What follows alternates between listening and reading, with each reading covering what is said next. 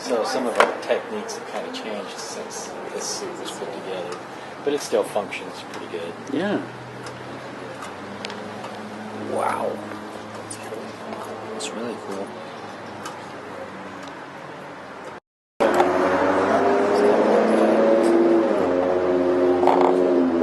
How'd you guys build that? Just it's basically just a handle off of a snow shovel, and then it's got an eyelet through it. It's tied onto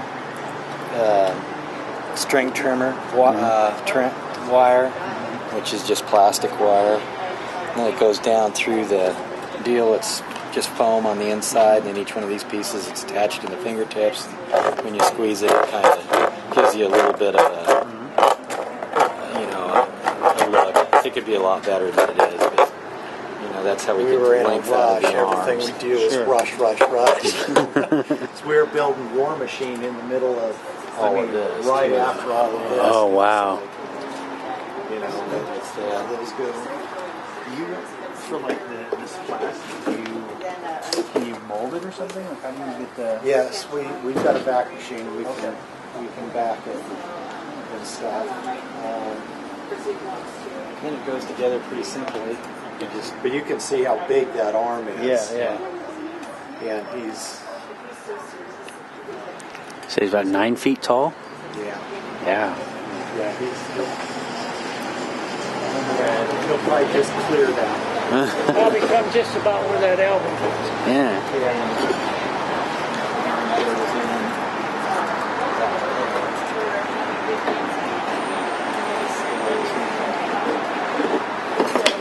When it's in the outfit, it's about like that.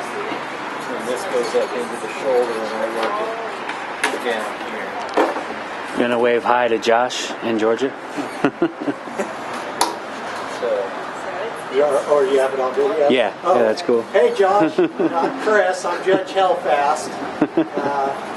My brother Mike here, and this is the ironmonger arm. And you can see it is what it is. It looks awesome though. It's a little dusty. Get it dusted off and get it put together and get in it. It's pretty cool. Kind of how this thing goes together. Yeah. It basically supports itself.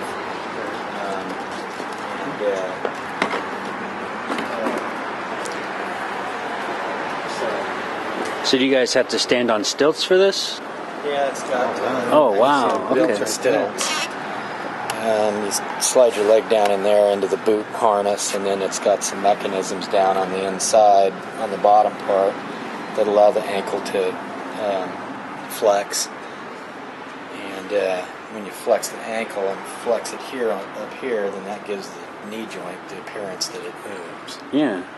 So, then it goes together real simply. The hip piece goes right in through here, and then these swing up and hook into the hip piece and kind of tie it all together. You can see how tall. Yeah, exactly. 6 foot 2, 6'3", and you can see where this, just the waist, hits me. Yeah. Right in here, and then we add on the body cavity, and then the head. Yeah.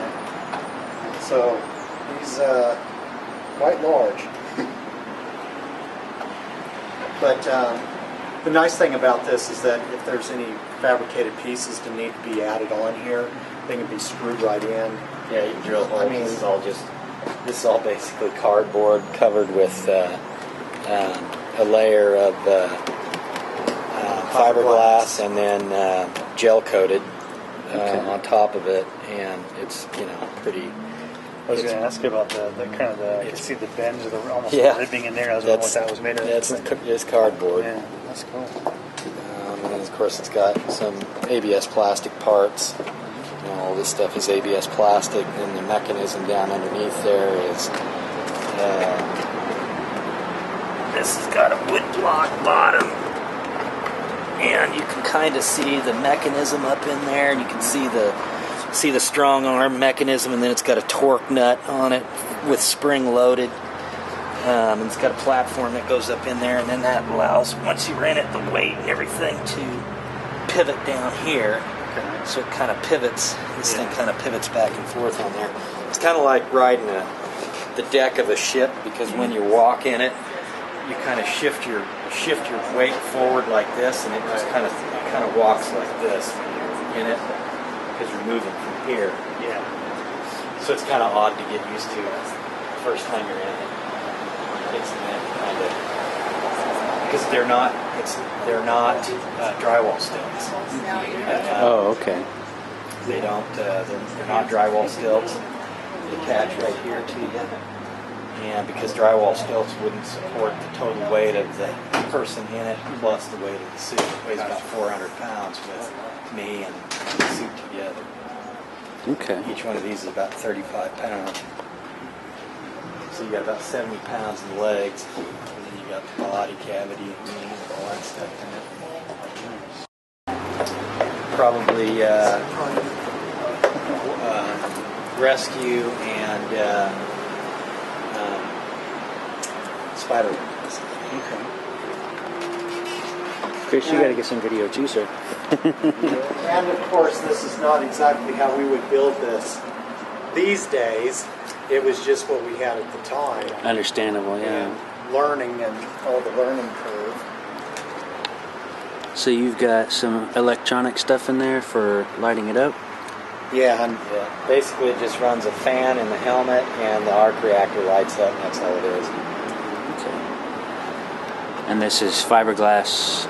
It's cardboard and fiberglass Okay. and gel coat, basically. What do the motorcycle straps do? Or Those sit on the shoulders. Oh, okay. And then the bungee cords go down into the arms, and they kind of help support it, so you're not carrying a wet weight on Okay. the arms all the time. They give you kind of a little bit more animated look in the arms. That's awesome. How long did it take you guys to build this guy? well, only a few drunken nights. It wasn't really too bad. There's not really a lot there. A lot of it was just free-handed. You know, the shoulder bells and the chest pieces and the back pieces of it all just free-handed, cut out of centroplastic, heat formed with a gun, and painted. It's really not that big of a deal. You can see it's not real detailed as far as symmetry and everything underneath, but you know, we knew we were going to cover all that stuff up. And Right. It takes a good picture. It's amazing. Yeah. You know, once it's all, because like I said, the suit supports itself. All I got to do is go like this in the suit for a minute. Yeah, just squat down. It'll stand by itself. So I just go real rested over there. I think it's funny when I've got it on, if I'm just standing there like this really still, people will come up and look at me, and they'll be like, if I don't move, you know, the minute I do move, they just freak me out. Especially if I take a few steps, that really freaks them out. Yeah. But that suit is painted. I mean, it's hard to see it, but if you look at it real close, you'll notice that it's got kind of a bluey tinge to it. Uh-huh. And what I did was I put the base coat on it and colored it where I wanted to color it, and then I took transparent purple and painted the whole thing with transparent purple, just like the War Machine suit is painted with transparent orange in the clear coat.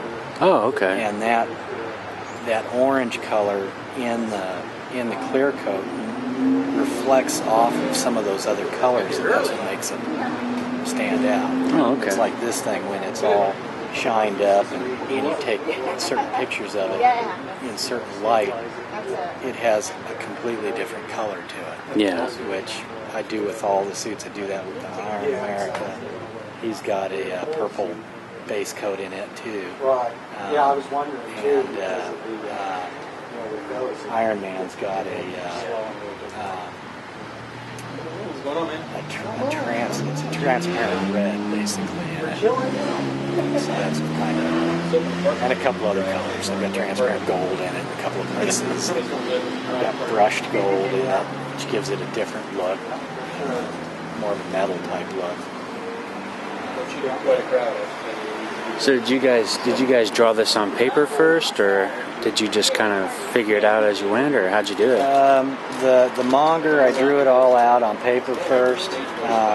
Usually I take a picture of my body standing up like this, and then I'll print that off on a white screen or something, and then I'll just start designing my ideas around that. Okay. And then that way I get the proportions where I want them to be, I get the joints where I want them to be,